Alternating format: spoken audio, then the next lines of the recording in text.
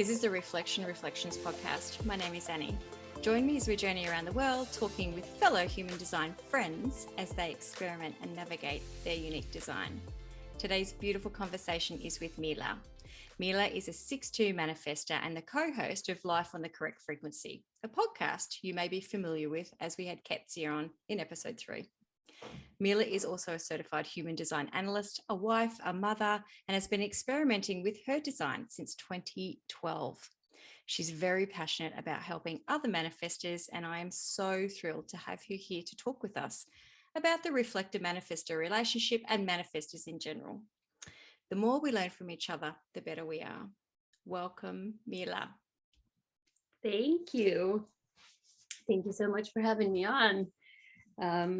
I don't really know where to start. I can start with, I listened to the episode that you did with Ketsia, and it was really interesting and fascinating to me because it's interesting to see type on type interaction because it brings something else out in the conversation, because and I found that even through online work, it brings out an ease because there's the lack of tension with the aura, right? And also with the connection for the manifestor and the reflector, there's a lack of tension, or I don't want to say lack of tension, maybe it's an ease of interaction because the auras are both contained in a sense, right? Yeah. So that was, I found it really interesting. I've listened to a couple of other episodes as well. Yeah. And I really appreciate, and I really appreciate the work that you do. I don't want to call it work. I don't know if you call it work. No. Is it work? It's not work yet. No. I think as soon as it gets to be work, then it'll be like the joy's gone. Yeah. And as long as the joy's there, that's, yeah. But if it gets to, when I call it work, I'll be like, the joy's kind of gone. It's a job. And that's not the point. Yeah. So I listened to that episode and I was like, well, I hear kids talk about it all the time as well, because the reflectors they're not that many of you, although, I mean, percentage wise, but and also that there's not much known about the reflector and how you operate, and it's all about, you being a mirror for the other, which in a sense is true. Yeah. But you are you, right? Yes. So it's not like you're a blank slate. That's not how it works. No. And I was like, I want to push, for me, that's important. To put out there that and that's the essence of it for me, that every type is unique and every human is unique. Yeah. And there's no one is it's not good or bad, because it's so easy to get caught up in the type hype. Yes. Especially if you're a manifestor, it's so easy to get caught up, because that's the propaganda, and that's the type that's been prevalent or dominant. Yeah. And that's what everybody's mind is so conditioned to strive to be a manifestor, and it's not all that it's cracked up to be. No. And I've been listening to your podcast for some time, I think since the launch. So I feel like, I've, as I was saying to you just before, I feel like I've kind of gotten to know you. And I really value the raw honesty that you share with everybody, because it's not all sunshines and unicorns and flowers. It's bloody hard. So can you talk to us about that? Can you share with us how you fell into the human design world, or how human design found you? How did I find human design? I'm a 6th line. So I'm a 6th line personality, which means that roughly the first 30 years, I'm a 3rd line. So, but I'm not, a 3rd line is built to be resilient, to learn from their experience. The 6th line is a 3rd line, yes, but it doesn't have that same built-in resilience. So it can be really turbulent and really painful and really chaotic. And it was for me. So I had a long story of I made all the mistakes with relationships, with money, with jobs, any and every mistake. I made them.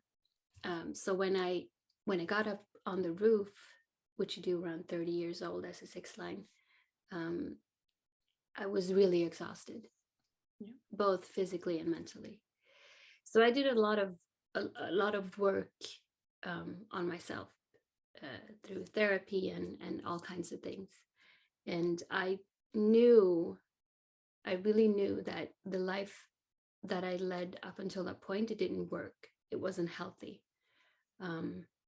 So I was working, this is turning into a really long story. I was working at this climbing gym, and I had this group of friends, this circle of friends. And there was this guy who was in the same circle. We didn't know each other, but the culture at that gym was, you were friendly with everyone, you said hello, and we had friends in common. And I said hello to him, and he said something about he'd just come back from a trip because he'd done something called human design, and it just went in one area and out the other. And I was like, oh, okay, cool. And then fast forward about a year later, and I don't really know how it all started, but all of a sudden I was like, he's got something. There's something about him. And we were at this crag, a whole group of us were at this crag, and I was sitting on a rock, and he came and he sat down next to me. He didn't say anything. He didn't, and he just came down and sat down next to me, and everything just went still. It was like being in the eye of a storm. And I was like, this is really different. What is going on? And I felt as if my body could relax, like really, truly relax. And I was like, I've never felt this way before. What is going on? So I plucked up the courage, and because all of us were climbing, different constellations, and so I sent him a text, and I was like, do you want to hang out in the sun with me? And he's like, oh no, we were climbing yesterday. I think I'm done with the sun. I was like, that's not what I asked. I did not ask you to go climbing. I asked if you wanted to go hang out in the sun with me. And well, so 3 weeks later, I proposed.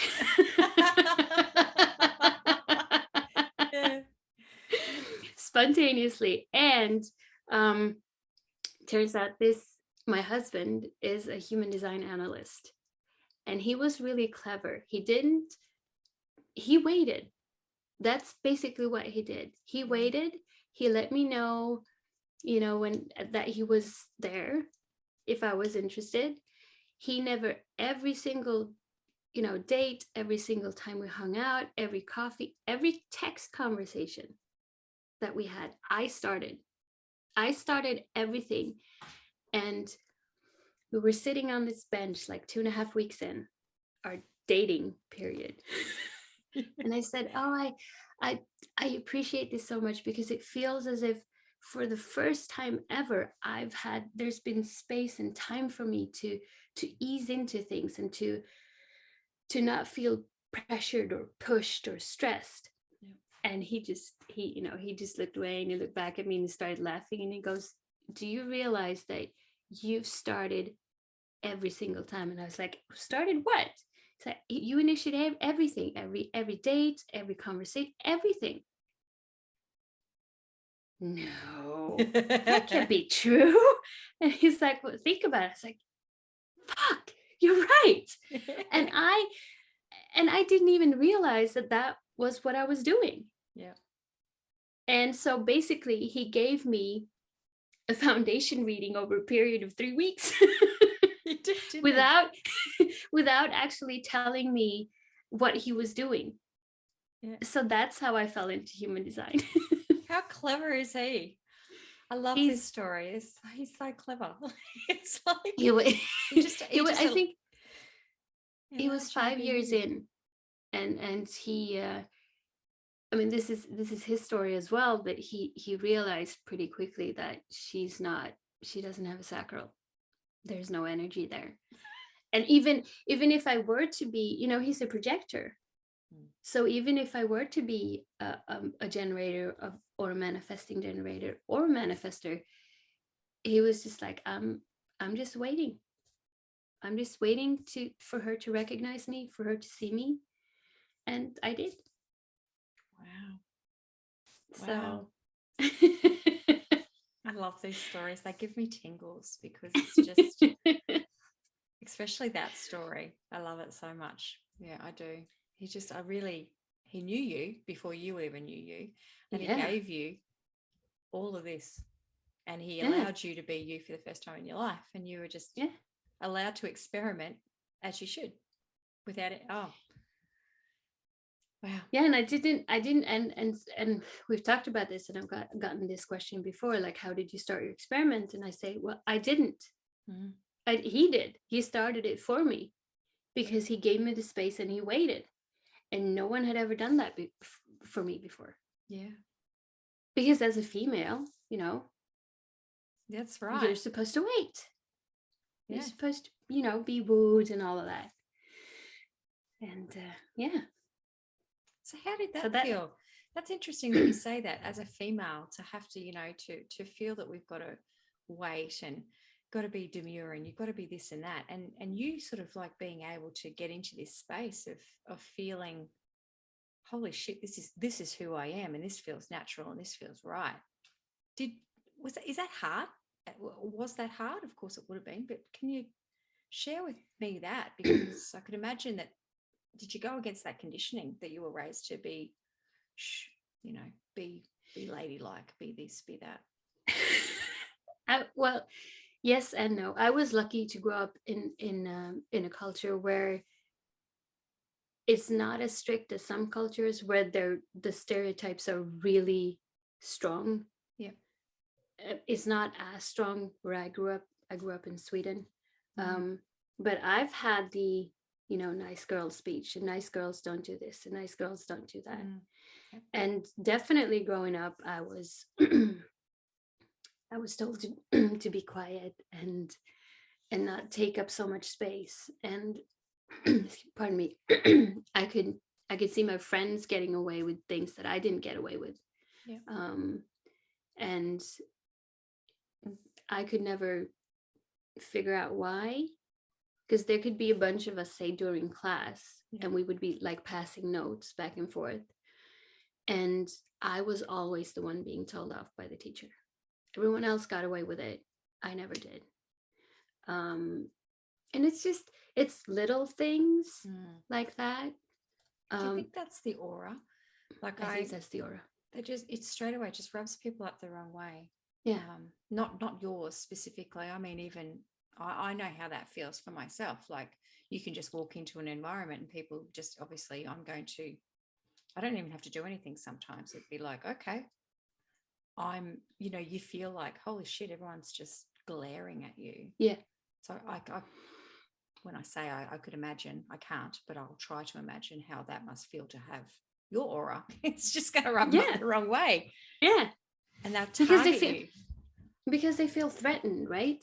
Yeah. And you don't, and I think that's the thing for the manifestor to really embrace and really wrap their being around, that the aura and the personality is not the same thing.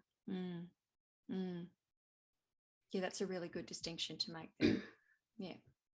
And because of the aura, and people, when they come to the system, they hear repelling aura. And so they hear, I'm repulsive. Yeah. Because that's the internalization of growing up and always being told off, always being told to be quiet, always feeling singled out. Not necessarily being singled out, but always feeling singled out. Yeah. And I mean, first day at kindergarten, it's big sandbox. lots of toys. I walk up and I pick out a bucket, and two other kids start screaming at me because I didn't know, didn't realize that they were playing in that corner and they were using that bucket. They didn't have it in their hand at the time. Yeah. So I just walked up and I picked it up. Yeah. And they were older kids screaming at me.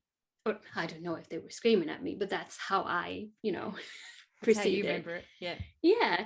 And had I been, I don't know. I mean, this is all what if, but yeah. I'm thinking, what if I'd been taught to say, hey, I'm going to pick up this bucket now because I want to play with it, and just letting them know. Yeah. What would have happened then? Would they have turned around and said, oh, but we were using that, and you can use the bucket over whatever. So it's easy for the manifestor, in my experience, and people I've worked with, that it's so easy to internalize that and start thinking that it's something wrong. It's me. Yeah. There's something wrong with me. That's why people notice me. So I have to be smaller. I have to be, I have to fade into the woodwork and not make any noise and not make. But you step into the room, or you don't even before you enter the room. Yeah. Yeah. People know you're there. Yeah, that's right. Yeah. So, but back to the question about how it felt being the pursuer in a romantic relationship. I didn't even think about it. I just did it. Yeah. It wasn't anything that I even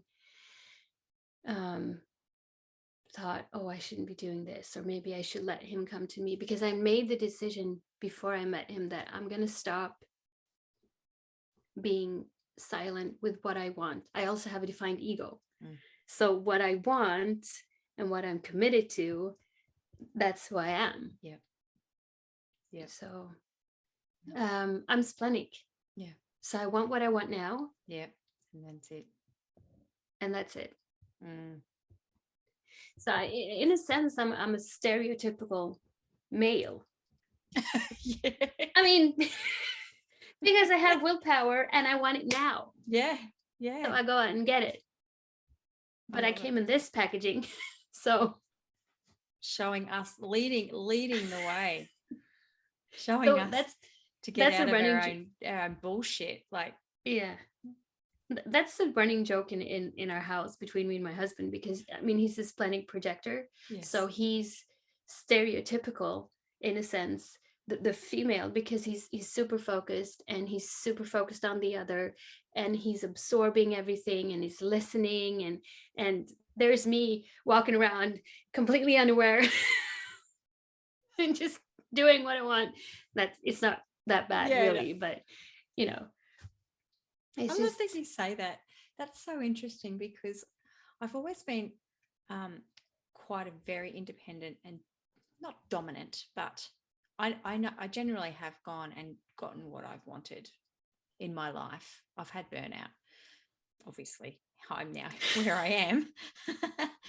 But even in my relationship now, it's kind of like that. Like, I don't mean to be disrespectful, but it's very much like, when they ask you who wears the pants in your relationship, yeah, probably me.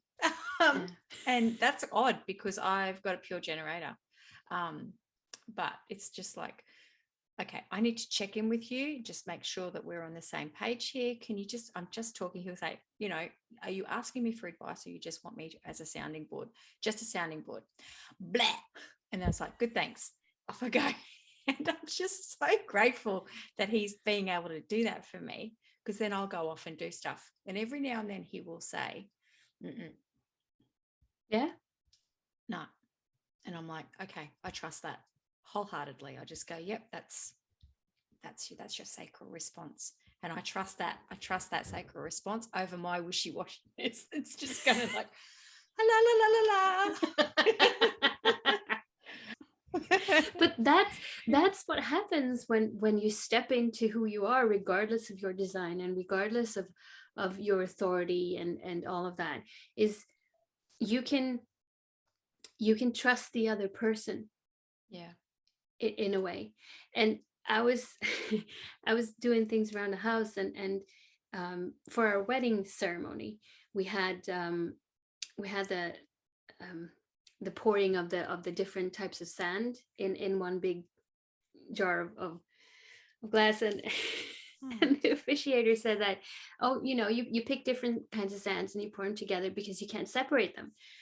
And I looked at it now, and I don't remember who chose the fine milled sand, but one of us chose really fine milled sand, and the other one chose pebbles. Oh. So if we wanted to, we could actually separate them. Wow.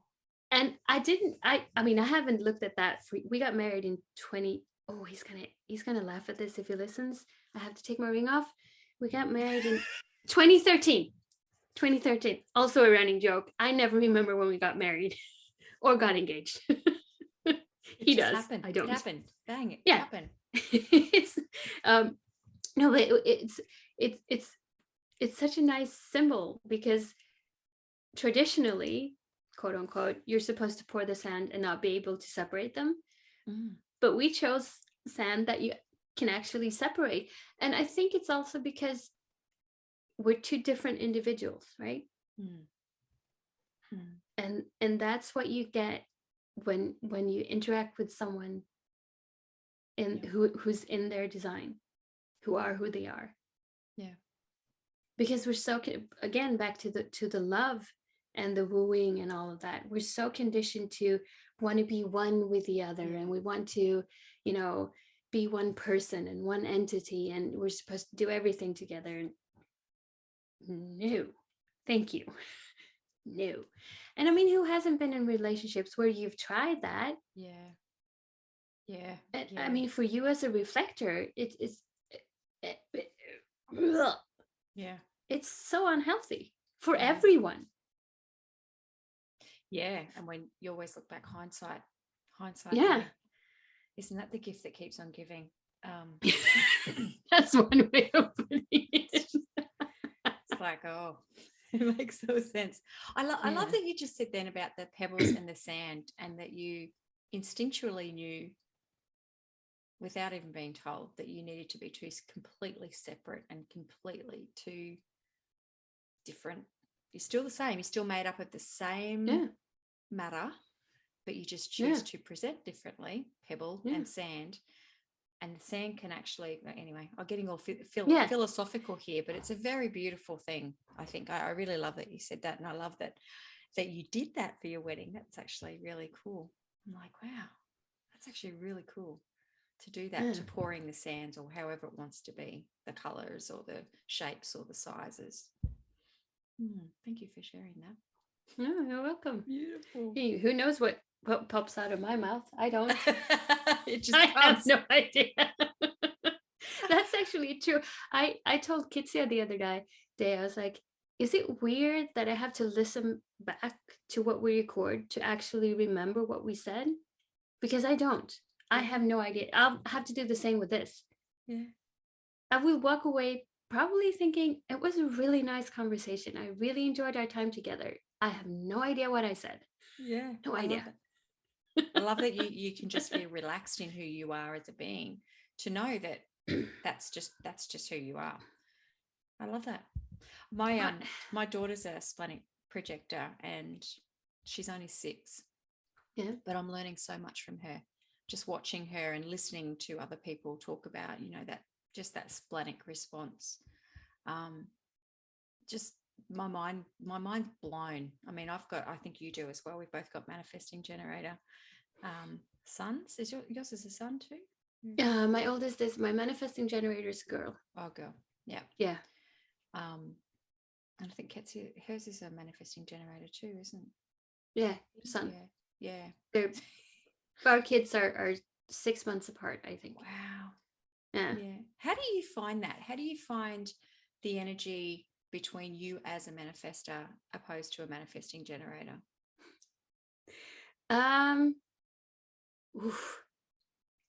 For me, my experience is so different because of the sacral. She has, I mean, and also my mother-in-law, she's a manifesting generator. And both manifesting generators they're so fast.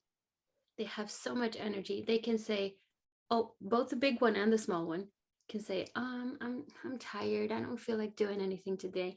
And they go off and they do 10 things. And they like whip around the house like a whirlwind. And they clean the room and they fold the clothes and blah blah blah and do this and she, like the little one, my daughter, she can have like projects and she draws and she's super creative. And I'm like, but you said you were tired. Yeah. What? Your version and of tired and mine are two different things. Very different. And that's, I think, it is another thing that people not easily confuse, but because of the manifesting part of the manifesting generator and the manifestor, on the surface can seem somewhat similar because there's that manifesting ability, but the manifesting generator is still in response.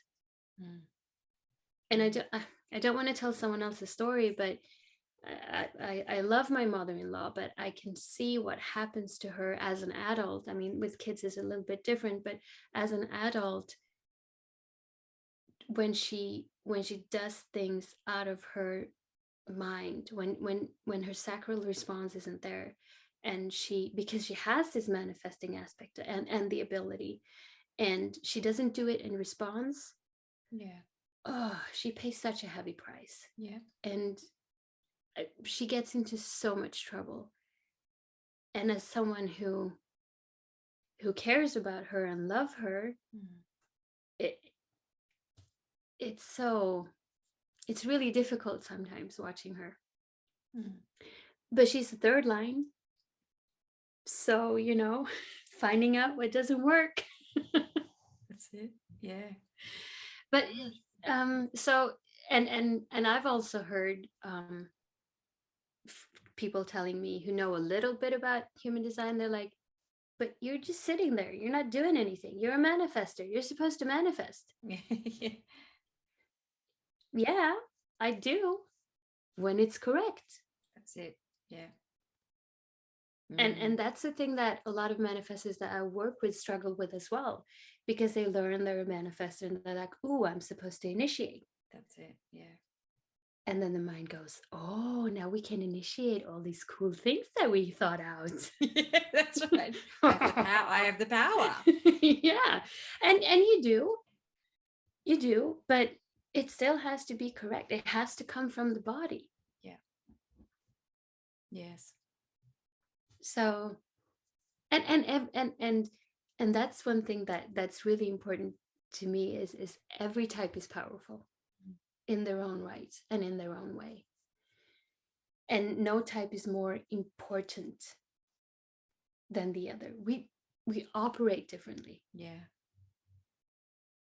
And even if you're the same type, you still operate differently. In a sense. I mean, the aura is similar or the same, but you still operate differently as you. Our soul purposes are all different. Our life goals, our experiences today are all different. It all makes us very unique. There's not I don't think there's not two similar manifestors. It's not two similar reflectors. We're all living our own beautiful, unique journey, I suppose.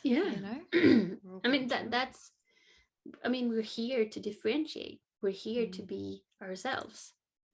And I mean, I look at my two kids. The oldest is a manifesting generator and the younger is a pure generator. And they're so different. The oldest is like a speedboat. She's super fast, zips everywhere, and then runs out of energy and just stalls. And the little one she just keeps trucking and keeps going and keeps going, and eventually she'll stop. But she has a slower pace, but she keeps the same pace. It's a karma energy. Yeah. Such a calmer energy. I find that the generator children I'm around, opposed to the manifesting generator children I'm around, it's just such a calmer energy.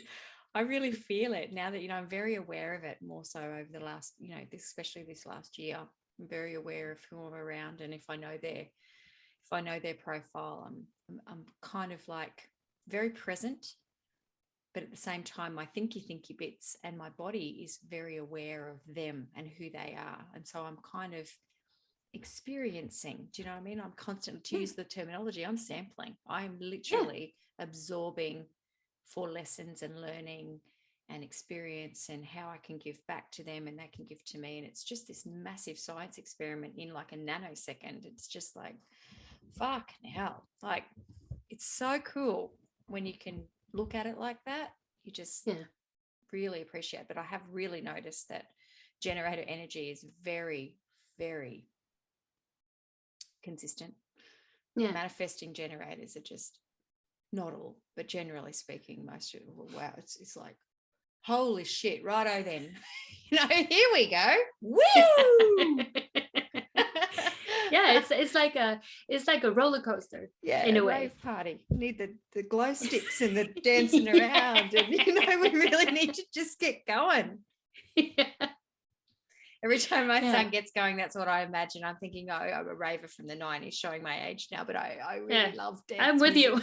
I loved it. And so when he gets going, I'm like, whoa, off we go. It's just like, it's definitely a different energy between the manifesting generator and the generator.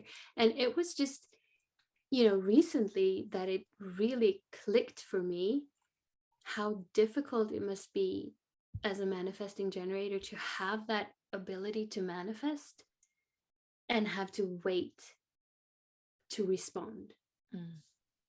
It must be such a tug of war, in a sense. That you have that. And I've had, it's the frustration. Sheesh. I live with two manifesting generators and a generator, and the frustration level, yikes.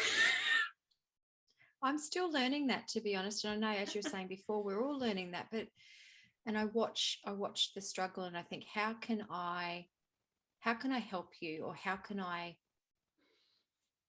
not push you, or how can I not get upset with you, or how can, this is parenting 101, isn't it? We're just all trying to do the best we can. But in human design, as a parent, we're trying to honor who we are, and we're trying to also honor our children and our partners and everybody else. And I found that, that anger and that frustration, it hits hard. It comes back really hard for me. And then I think, well, what did I do wrong? And you've got to go back to that strategy and authority. And I'd just love to hear your version of that, like from a manifesting point of view. How can we do what's right by you? Leave me alone. Yeah, fuck off. No, it's funny because I have, in my extended family, I have a little manifestor. He turns 5 in a couple of months, and I got to spend some time with him this summer. And it's just so fascinating for me as a grown-up manifestor to watch him and watch how he moves and just watch what he does. And I was sitting working on my computer, on my laptop, and he came up and he just started, moving things around on my desk. And I was like, what are you doing? He's like, oh, I just wanted this. And he just came and, and got it. He didn't ask. He didn't tell me. And it's just, and my kids have never done that, not in that way. Yeah. The way that he just, it wasn't even a thought to him. He just wanted to get something and he went and got it. And I really appreciate spending time with him because I get to interact with a small manifestor and try to not teach him, but show him respect in a way that I I think it would have benefited me as a young manifestor, because we have a pool and he can't swim. And he got told off because he went by the pool without any floaties on. Yeah. And I saw him and I was like, come here, I want to talk to you. And he's been scolded a lot, because that's what happens, because you do all these things and you get told off and you get, put in timeout, or you get punished. And anyway, I put him on my lap and I said, listen, you are absolutely allowed to go in the pool. It's hot outside, we understand. Here's the thing, you can't swim. And if you fall in the pool and something were to happen to you, we love you and we just want you to be safe. That's it. So if you want to go in the pool, you come tell me, don't ask, I'm not telling him to ask. Yes. Because, you come tell me, or you tell any of the other adults, and we can help you. But you have to let us know first. Yeah. Okay. And after that, no issue. Yeah. And it's just, yes, in a sense, being polite as a child and a manifestor, you have to ask permission, right? Because you can't just take your bike and ride to the store if you're 5 years old. That's it. Or go on a picnic in the woods when you're 4, like I did. Because I think for a lot, for all parents, we want the best for our kids, right? We love them, and we want them to be safe. And here's, I think, the biggest issue with manifestor kids. You have to let them go a lot sooner than you would like. And I don't mean let them go as in let them do whatever they want, because they're still kids. Yeah. But if they say, I want to go in the grocery store and get the milk, and they're 5. And I mean, granted, if it's not a huge, like an American style grocery store, if it's, you can give them the money and you can stand by the door and say, okay, you go get the milk. Yeah. And I'll see you back here. So let them have freedom within reason. Yes. And don't say no unless it's straight out dangerous. I'm going to go play on the freeway. Fuck no, You're not doing that. So it's because I think if a manifestor learns from an early age that if I tell someone, if I go ask someone, there's a higher probability and possibility that I get to do what I want to do.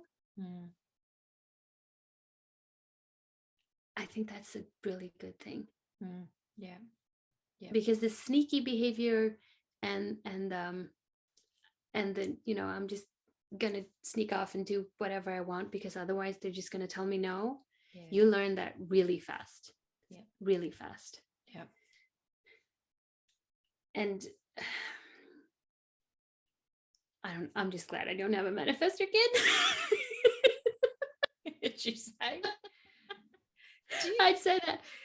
Yeah. Do you find that it's is it, and of course it's different, completely different, but is it similar in some regards, the manifestor energy of having to inform to the manifesting generator energy to having to inform?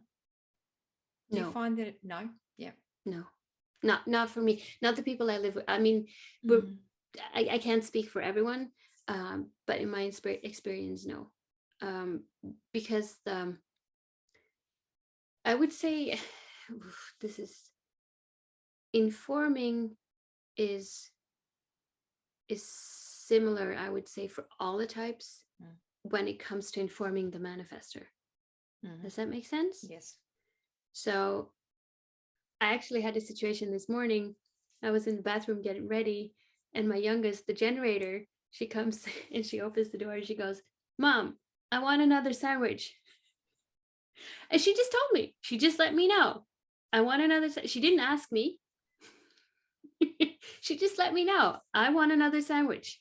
Okay, fine.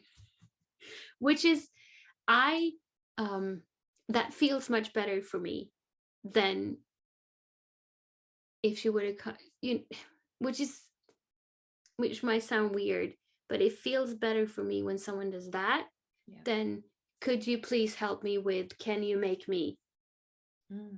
Yeah, I can. I don't fucking want to, but I mean, so just let me know. Just let me know. But I'm also spoiled. I have to admit, I'm spoiled because I live in a family constellation where everyone is aware of human design. I mean, the kids don't know, but we've always treated them as manifesting generator and generator. So we've always asked them yes, no questions. And I've told my kids since they were babies, I've been very verbal with how I feel about them. And I've told them that I love them because they don't know that. They can't feel it, So I have to tell them. And when they get to a point that they go, yeah, Mom, I know. Can you stop harping on about it? Go away. It's like, okay, I've done my job good. They're telling me to go away. That's great. Parent of the year. Done it. Works in my favor. Oh. So, I mean, I can't speak for all manifestors, but because we're so conditioned, I've met so many manifestors that are so conditioned to not be left alone. Oh, but when they leave me alone, I feel really hurt. Do you really? Do you really feel? Does it really bother you? And it takes a lot of work and courage to actually realize and admit that no, it doesn't bother me. It feels kind of peaceful. When people leave me alone. I read something the other day and I had to laugh. It was somebody just jesting. They were a manifestor. It was just on social media. And they said, I always want to be invited to something. I'll probably always say no, but please continue to invite me. And I was like, I love that. They're very open about that, just going, don't exclude me. I'm never going to say yes anyway, but please don't exclude me. because that's what it feels like, right? And I did a post on my social media where I talked about solitude and being alone, because I love being alone. But the mind always goes, oh, you have no friends, no one likes you, and no one reaches out and blah blah. It's like, but if they would, I wouldn't answer, and I would probably be a little or a lot pissed off. So it's like, okay, make up. You can't have it both ways. You can't tell people to piss off and then sit and sulk that nobody reaches out. It just, no. It doesn't work. It doesn't work. But I totally get, feeling abandoned and feeling left out and feeling on the outside, because as for the reflector, you don't have that auric as the generators do. You don't have that auric communication. So in a sense, you're always on the outside. And again, it's so easy to internalize that and think, oh, it's me. I'm doing something wrong. Absolutely. So it's not easy. One lesson after another. I've got to wonder, like, for you being a manifestor and a reflector, obviously me being a reflector, what's some of the advice that you could give to a reflector parent raising a manifestor? I mean, we talk about how our energies, it does, like, I haven't been around a lot. I'm still looking for my best friend, my manifesting best friend. I'm calling it in, still looking. I don't know. But it just feels easy, that the few times that I've been around it, and, certain projectors feel really easy for me to be around. But what do you think? Because a lot of reflectors. This is something else about you. For us being unicorns and stuff, you are surrounded by them. I know. You hear that all the time. Oh, reflectors are so rare. And I'm like, I have more reflectors in my life than I do manifestors.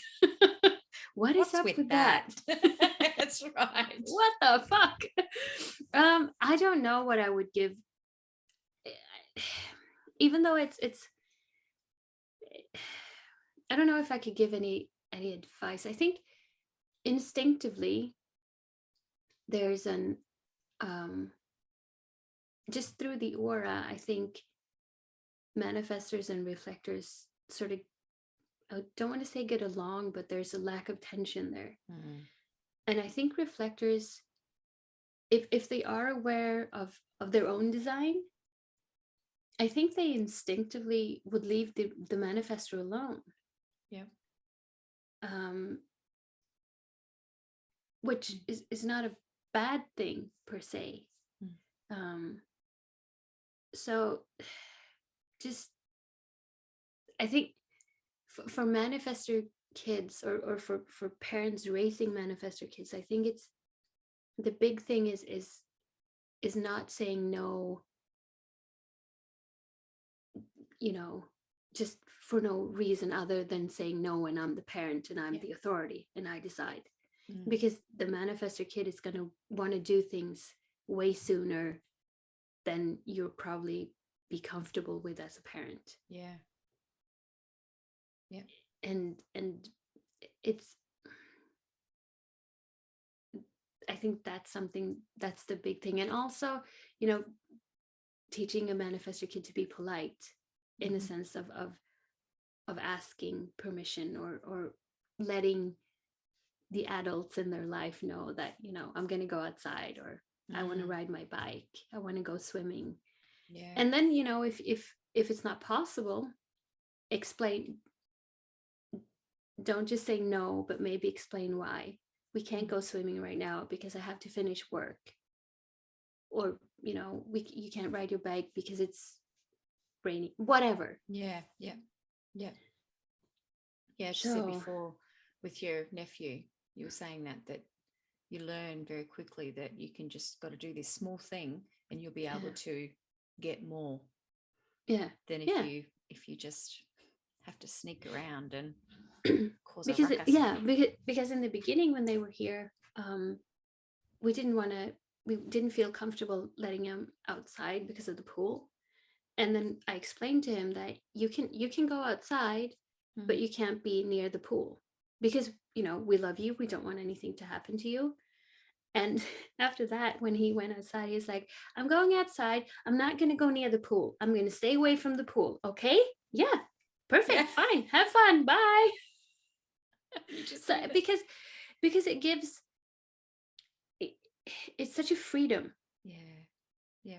And kids, and I've had that rule with the kids, especially our manifesting generator, because there's so many decisions that are made over their head. They have no say in the matter. They have to go to preschool. They have to, all these things. So when she learned how to dress herself, she was barely 2, I think. She's been dressing herself since she was 2. She's the things that she's worn out in public. Yeah. But for me, it's like there's so many things that are just decided for her, that just happen to her because she's a kid. So the areas that she can make decisions for herself, that she can sort of control, let her. As soon as it's the only rule that we've had is because we have such seasons here is you can't wear swimwear in the winter because we get snow. Yeah. So that's the only but the creation season. Yeah. Wow. She's been on a long stroll in the city wearing a swimsuit and sandals because that's what she wanted to wear. And I was like, fine. We got looks. She had clothes on. Yeah, that's right. She's dressed in something. She was dressed. So yeah, and I think even for manifestor kids even more, give them as much freedom as you're comfortable with. Yeah. I mean, because you're still the parent. So you are the authority. You have to keep them safe. So you have to be comfortable. But it's probably they're going to crave more freedom than you're going to be comfortable with sooner than you think. Yeah. Noted.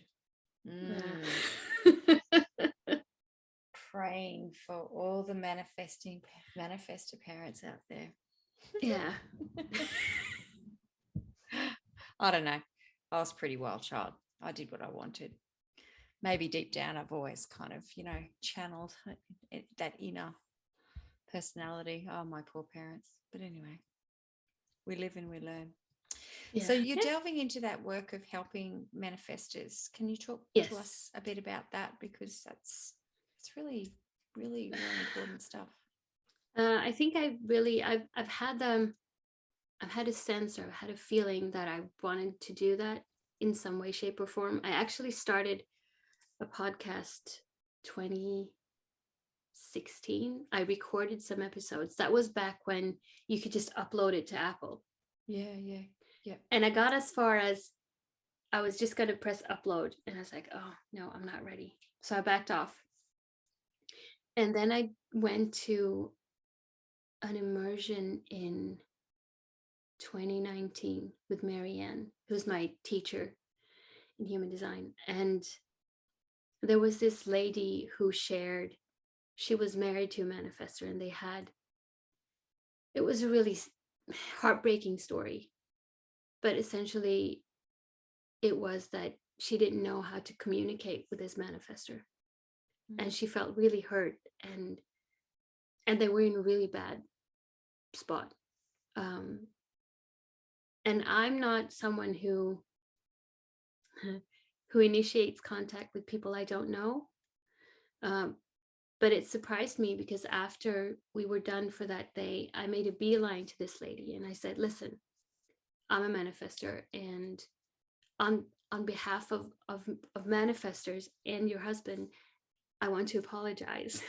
Because they were really in a bad spot, and they got into a vicious circle of not communicating, and he lashed, it was just bad. And I was like, listen, do you want to go somewhere and talk? I think she was a manifesting generator. And so I sat down and I talked to this lady, and I just explained from a manifestor's perspective, you don't, what basically how to treat him as a manifestor, and just, just back off. Just, you don't have to remind him, you don't have to send him a little text, you don't have to write him notes, just leave him alone. Because he doesn't, manifestors are, the anger is the not self, right? So it's not somewhere that we're comfortable. It doesn't feel good in the body. It's, being disappointed, it doesn't feel good. No. It's not a nice feeling. But the way the world works, it's so easy to go into that. Because we're not respected and treated as who we are. Reflectors are rushed and pushed and expected to work at the same pace as the generator world, and it's the same for manifestors. Anyway, sorry, long story. When I had this conversation, we finished our conversation and we went our separate ways, and after that conversation I was like, this feels really important. Because when you have a manifestor in your life, you can approach them, right? And ask, how should I treat you? What do you want? Because you can't approach a manifestor that way. So I can't speak for any other person, but I can give an inside perspective. To other types and people who are dealing with manifestors. And for so many manifestors, the not self is so strong, and we're so conditioned and don't want to say beaten down by life, but we're forced to be small in a way that's really not natural. So you meet the system and you hear that we have this impact, and you hear that we have this aura, but inside you're feeling, but I just feel small and broken. And I don't feel powerful. Yeah. How could it possibly be powerful? I just, so that's a really long way of saying because I have this wonderful network around me, and I have this ability, not ability, but I'm in this position, maybe is a better way of putting it, because I have all this wealth of living this. And I have people around me who are supporting me and living themselves. Yes. I just want to share it, and I want to pay it forward. I want to be the support system that you may not have in your everyday life. Not saying that I can be for everyone, but I also, and when it comes to the romance part of things, I want to be a little, not beacon of hope, but be an example, role model, be an example of it can work out. Yeah. You can be a female manifestor and have love and romance and have a relationship. It doesn't have to be, you don't have to be alone. There are men out there, or women, if that's what there are people out there who will love you for who you are. Yeah. And that goes for every type, of course. Yes. So that's was that an answer to your question? Yes, maybe I just rambled on. No, that's perfect. Rambled on. I just love that that you've sort of honed in on that, and it kind of speaks to my heart in the sense that, and I know that there's many other people doing things for a lot longer than I've been doing them or you've been doing them, but if we kind of just tune in and feel from each other something that's, hey, I see you, I want to try and help you, maybe this will help you, then that's just such a gift to the world. And I think, what you're doing is amazing, because I don't think, people aren't talking about it. Well, maybe they are. Maybe I just don't see it because I see everybody else, like the generators and the manifesting generators and the projectors. They do get a lot of airtime. And the manifestors and their reflectors don't get as much airtime, I suppose. So it's really important for us to hear these things and for the work that you're doing. So thank you for that, because it is important that we all just share the journey. Yeah. Thank you for doing this, for allowing me for and that's another thing, when I reached out and I was like, I would, I'm here. If you're interested. There's always this part of me that goes, what if they say no? What if they reject me? Yeah. Because the rejection is what manifestors mostly experience in life. Yeah. Because we don't learn how to properly inform and give people a chance to either get on board with what we're doing, or at least be able to move out of the way when we come thundering through. And how do you deal with that rejection at the time? Do you just kind of have you've learned to deal with that, or just is there a way? And this is going to sound sappy, but I think a lot of it is down to my husband. And Kitsia and Pontus. Yeah. Because they gave me that space of and I remember meeting Pontus and Kitsia for the first time. I was so nervous. Oh, you have your boyfriend and you're supposed to meet his best friend and his best friend's girlfriend, and you're like, oh no, I really don't want to. Oh, it's uncomfortable. And I told my husband, I was like, can you tell him that I'm not really chatty? And he's like, okay, fine.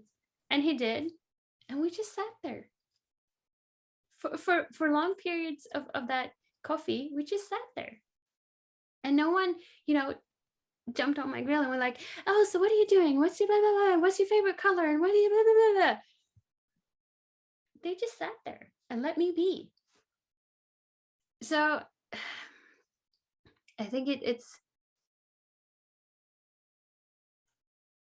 if you are in yourself, then it's so much easier to let someone else be who they are. Yeah. Right? So true. Yes. Yes.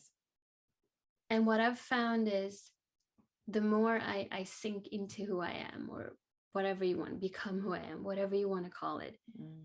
That fear of rejection, I think, will always be there, because it's just you're human. Exactly. I'm not superhuman. Well, but it's not personal, if that makes sense. Yeah. So it's not, if someone says no, they say no. Okay. Yeah. It's not the end of the world. Yeah. It's just because you spend so much time as a manifestor making yourself small and trying to people please and not rub anyone the wrong way. Yeah. And you know, not stand out. So it's I loved hearing that. Life's fun. Interesting, hey? Huh? Good old life. Oh, No. I'm going to let you go. Thank you so very much. How can we keep in touch with you? Can you share with us? Oh, you can find me. Yeah, I've got to be careful with my words there. Good one. I was like, yeah. You can find me on Instagram, lifeinht.se. We also have a web page. You can contact both me and my husband through the web page, and you can listen to me if you want that on the Life on the Correct Frequency podcast. Yeah. Thank you so very much for giving me your time. I really appreciate it. Thank you for having me. No, I loved it.